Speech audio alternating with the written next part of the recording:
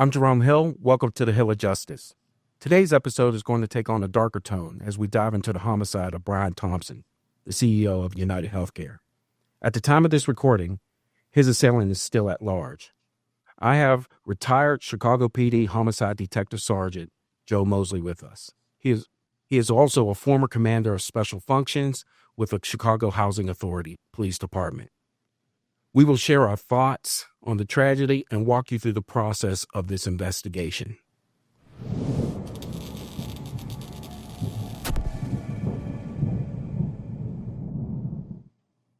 So a special thank you to Joe. Welcome to the show, Joe. Thank you for having me. So what I want to go ahead and do right now is give you somewhat of the timeline that we know today, as we did not know earlier when we discussed a couple days ago. So this is what we know so far. Last Sunday at about 10:11, the suspect is seen getting off a bus at the Port Authority bus terminal. Why is that significant? Because that bus that he was able to get off of what originated from Atlanta, but it had 6 or 7 stops. So we do know that. In addition to that, we also know that he stays in New York. As he gets off that bus, he actually goes to the location of the New York Hilton Midtown and loiters there for about 30 minutes. And then he heads to the hostel after that.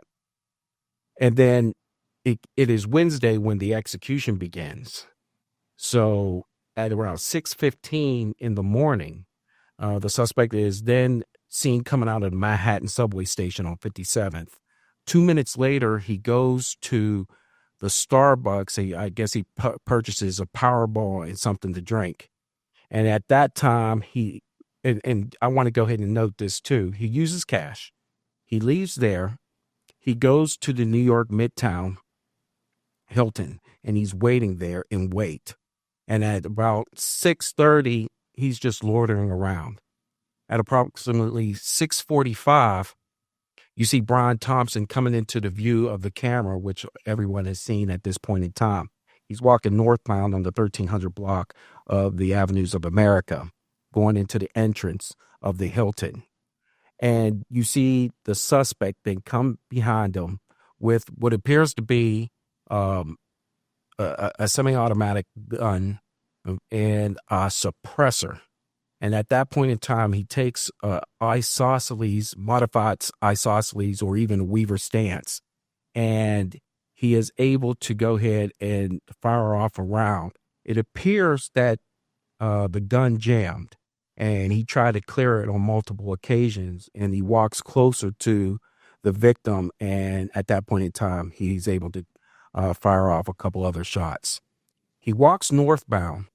And at some point in time, he is able to retrieve a bike. I wanted to get your thoughts about the timeline and what you feel and what is your opinion about this individual. Well, first of all, again, thank you for having me. But it's interesting because I have taken the position, and I will continue, that everything that this person did was indicative of tradecraft. And here's what I mean by that. He surveils, he engages, he escapes. More importantly, you said something a few minutes ago, and people need to understand this. We haven't taught the Weaver stance since the late 80s. It then became the isosceles triangle. And if you watch what this offender did, first of all, he walks from concealment. Again, covering concealment. That's tradecraft. So he comes out, he makes his first, let's say, 2 shots. The gun malfunctions. Who's taught to clear malfunctions in the way? And if you notice, he goes over the top of the weapon. He doesn't turn it to the side. He doesn't release the magazine, which again is indicative of tradecraft.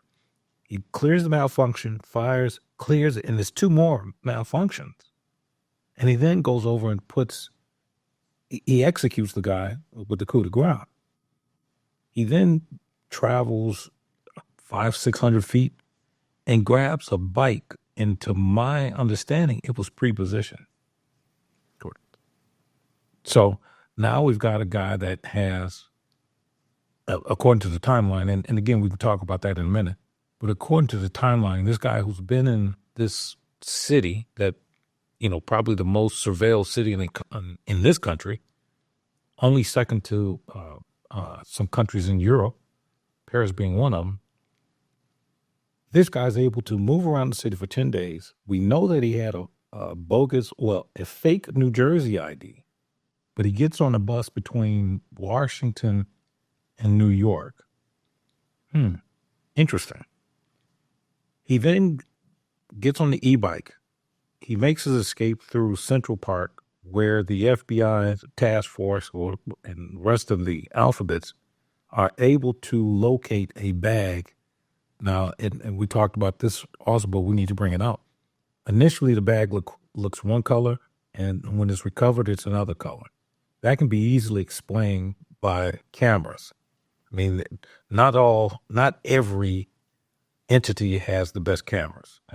As former law enforcement officials, we know that to be true. The interesting thing is that no weapon is recovered yet, but we know that the rounds that were left on the ground were 9mm. We also know that this guy's used a suppressor. Suppressors they're not one off. Well, they kind of one off, but they're not something you can just readily go and buy. Now, do people possess the knowledge to make them? Certainly. If this guy holds true to my profile, two things are going to happen. Not going to recover the gun. Now, notice, did you see where they sent divers down into the lagoon in Central Park? Didn't recover anything. Mm-hmm. If they find this gentleman alive, and I don't think that's going to happen, they might find a weapon. But one of two things is going to happen. This guy's going to be found dead, if he's found at all, and will never recover the weapon. And I say that because, again, for me, everything indicates for me a tradecraft. Now, it's interesting, when he took the cab this morning, they were saying they had shown screen grabs of him in the cab. So there's that. Also in the news this morning, Eric Adams, I wish he hadn't done it, he makes the statement, "We know his name." Well, thanks for helping law enforcement on that one. If anything, by saying that, you put a price tag on his head. Now, one thing we have to talk about, at least in my mind, is the fact that the outpouring from people across the country is actually not what I expected. It's been visceral, if anything. A lot of people are applauding this guy's actions. And as of this morning, all the insurance firms have pulled basically they scrubbed the internet of their executives' pictures. And I say something to you before, and I maintain it. This is just the beginning. And I'll say this, and the reason I say that is this. According to our Constitution, it is not against the law to say hateful things. Hate speech is protected in this country. The fact that people say and they don't like you, that's their right. However, I will tell you that it's more likely that this is not the last incident. That would be this is just the tip of the iceberg. So you come from the position that this individual is a professional or semi-professional. Yes. Okay. And the pushback that I have is this guy was completely careless or reckless with what he was doing. And I mean, he leaves all types of clues behind, if not DNA. We're talking about a bike, a backpack, burner phone, items from Starbucks that he purchased. He flirts with an employee at the hostel and puts his mask down. He leaves 3 spent shell cases on the sidewalk, in addition to 3 live rounds. Of course, this is one these are just examples of some of the information that we received that he is doing, which is pretty sloppy. Can you give some explanation for that? Well, in my conspiratorial mind, I will say this. If we understand the mind of a suicide bomber, same thing. This is a one-way mission. And in my small mind, he knew what he was going to do. He knew he had to do it. And it's done. He didn't care.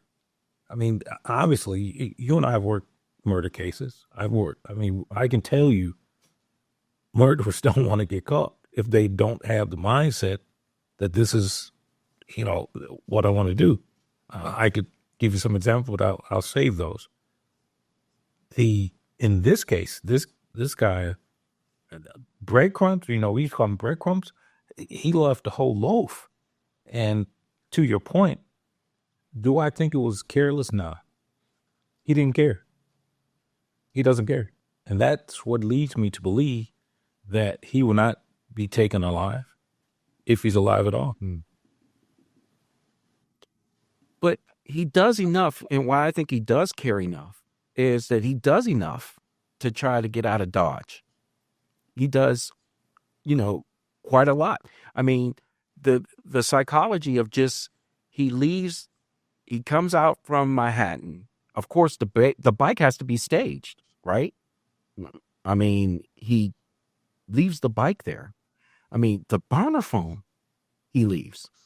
I mean, there's just so much to me that he's just like, look, I want to get away.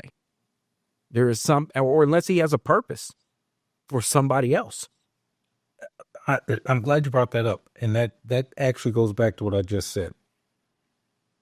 Based on what has happened, and let's talk about this also. The reward has now gone to 50,000. Correct. Because it started off with 16 or 15,000, whatever. Yeah, 10,000, and it's gone up exponentially, and it's going to go up some more. I think the company's going to offer more, because the real question becomes why. But if you look at it from an aggrieved situation, he's not taking the blame for healthcare that wasn't covered. This person is aggrieved because you caused the death of a loved one. Again, this is all hypothetical, of course. But that's why it would be so important to try to capture this guy alive, to understand the motives. He's not going to come in alive. The other issue is, because of some of the rhetoric in this country that has really gone above and beyond the normal rhetoric, people feel empowered to do lone wolf.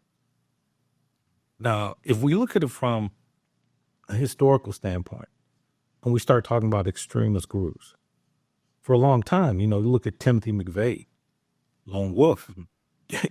Did he leave breadcrumbs too? He left a whole truck with all kind of identification. Did he want to get caught? No. Kulazinski took us 10 years to catch him almost. But again, those were lone wolf actions. And there are certain groups that thrive on the idea that we can, again, for lack of a better term, Manchurian candidate. Mm-hmm. Right. So, and that would be. Let's go ahead and take a look at. Okay. Go ahead. Let's take a look at the two cases that you just talked about. Timothy McVeigh, the Oklahoma City bombing that occurred back in the 1990s. That situation, he wasn't giving off vibes that he's a professional. He was just completely sloppy on that. The second one, we're talking about Ted Kaczynski, probably the most gifted mathematicians that we had in the United States, if not the world. Was extremely not only smart, but he was also extremely clever. He probably still he's probably still wouldn't have got caught had it not been for his brother. Correct. Understanding his writing style and putting two and two together. However, this guy's giving professional vibes. That's your take on it too. And I wanted to go down a technique that you were talking about, as in conspiratorial in nature. Yes. Why use that technique? Well, for a lot of reasons. It gives rise to the idea that this can be done. Therein lies the problem. See, if this morning, all the healthcare, Cigna, Blue Cross, Aetna, all pull the pictures down of every executive. Now, in this guy's company, he was CEO. There was a COO and a CFO. Why him? Mm-hmm. Mm-hmm. Why him?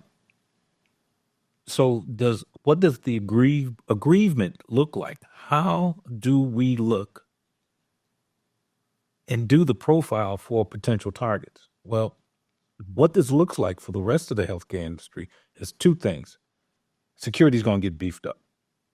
The fact that this guy did not have security, particularly in healthcare. Now, let's be real. I just find it odd from the word go that he did not have any security. But here's the other problem. Just like we had a problem with gangs in the early 80s and 90s, remember people used to say this, can't happen here. Oh, that doesn't happen here. So, yeah.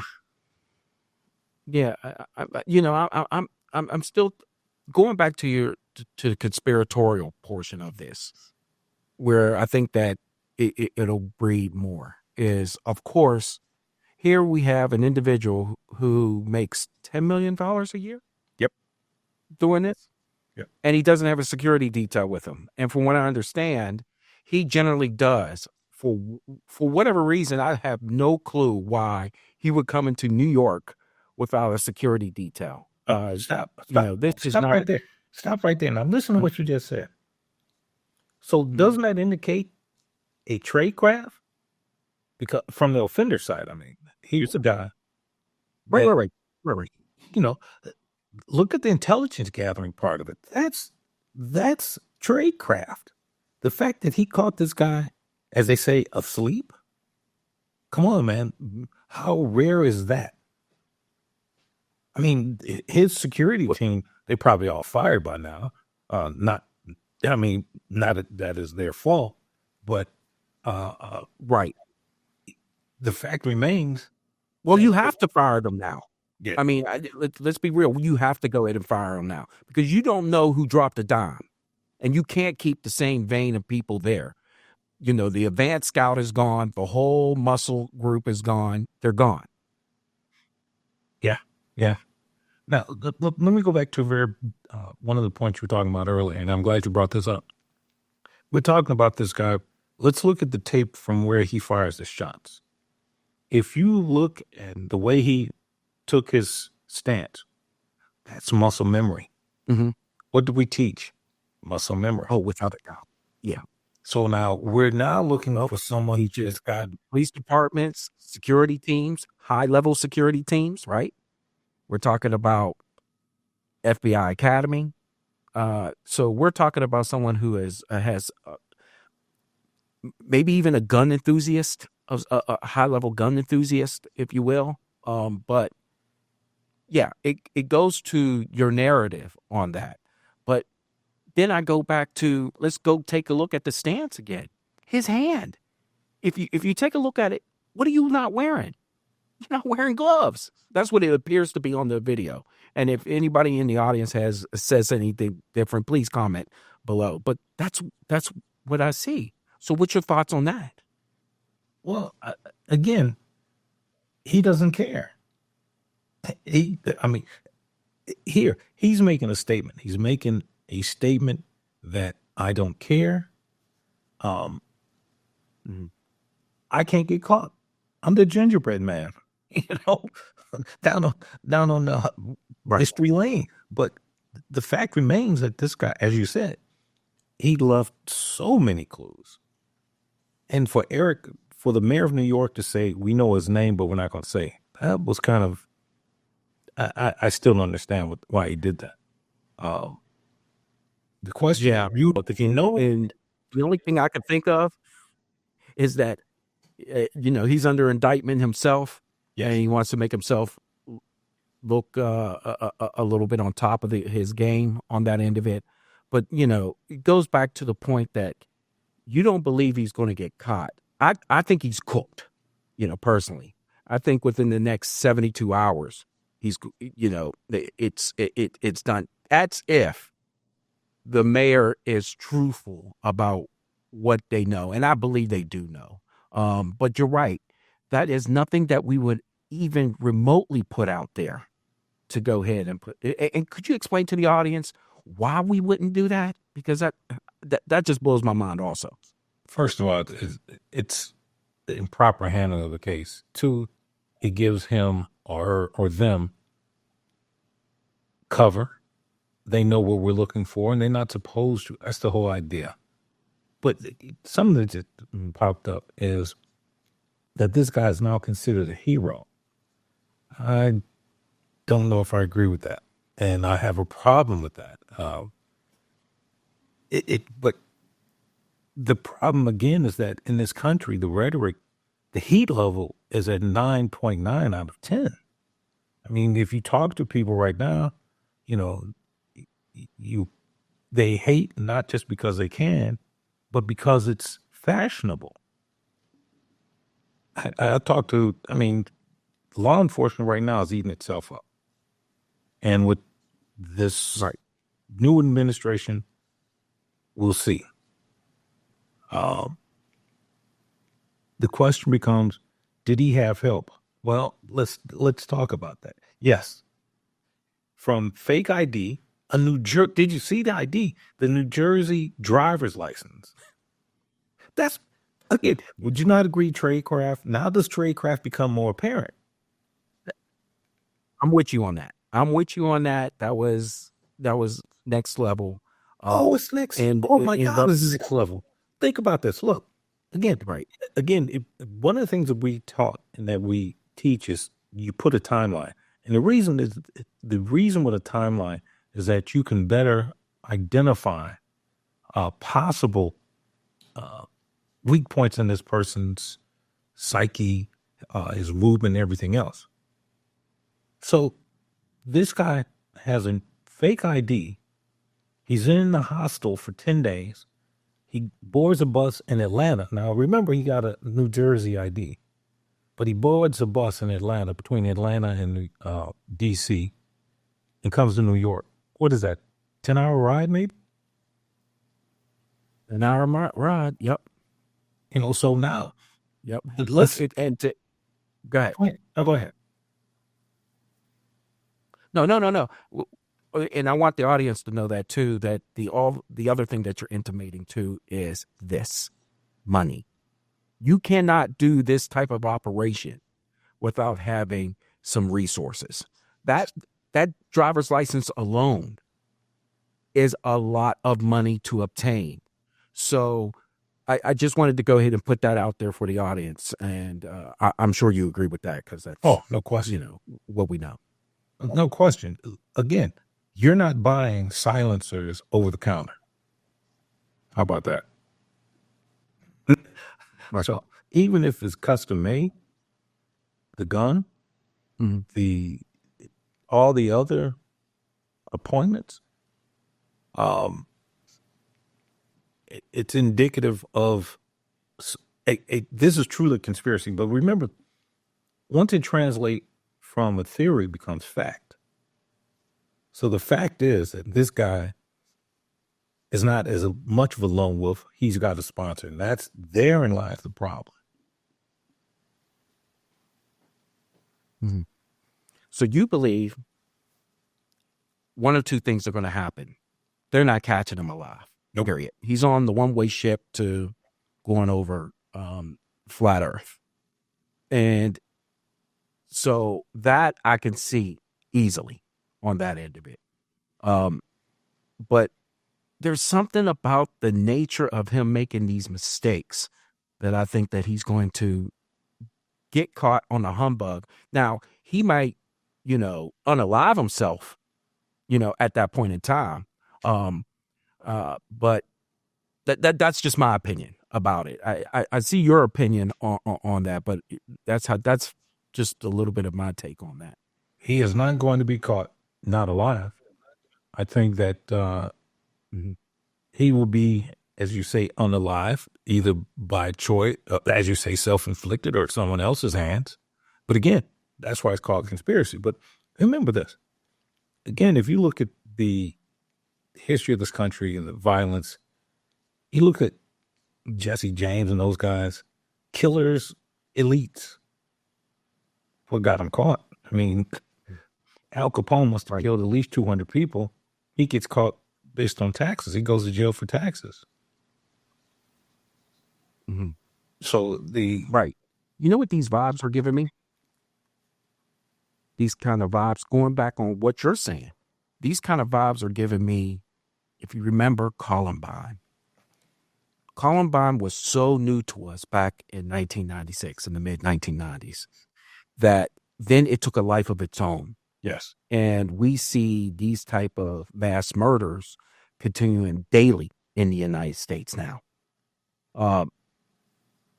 Because of the nature and because of the popularity this guy's getting online, more so, you can just imagine other lone wolves taking a look at this and say, "Hey, I could do the same thing too." correct. Correct. Yeah. So that's what one of the things I'm concerned about in this case, that this does take a life of its own. But remember this, in most of these lone wolf incidences, they often sit on these so-called suicide missions by someone, something. So there's always a conspiracy as opposed to just a conspirator. In no cases that I've read or that I can even find, while the actor may act by himself, there are other unforeseen hands at play. And that's what happened. And that's the scary part. I said this the other day, and I maintain it. This is kind of like the Titanic. This is just the tip of the iceberg. And to talk about something you just said, now we have to address it. The problem with Columbine, and if you read some of the FBI manuals, they'll tell you the biggest problem about the information getting out is that they're afraid of copycats. Right. Right. Yeah, that's true. One of the more perverted matters that we have to address is, for the very first time in this country, this not only is it taking a life of its own, but you have a lot of people in agreement because of the predatory nature of healthcare systems and how many people have been damaged because of that they are looking at this individual not so much like as Robin Hood, but they sympathize with this individual more so than the victim. And once again, we're talking about some of the matters that about Columbine, about why we think that this could be the start of something altogether. And if I was, if and quite truthfully, with all of the health insurers that we have, they are taking a now a, a, a demonstrative step in protecting now their boardroom, if you will, because they do not want to have any more incidents like this, and they're calling security firms left and right to go ahead and address this. I will say this, that the cat is out the bag. The problem is that, again, because of the rhetoric of certain individuals, they now see themselves as fighting the global elites. But it's still a murder, for God's sakes. It's still a murder. Let's call it what it is. This is not, Joe versus Goliath, and this is not some biblical fight. This was murder. This was cold, calculating murder. Now, Yeah. the other thing is like they had CEO, COO, CFO. Why this guy?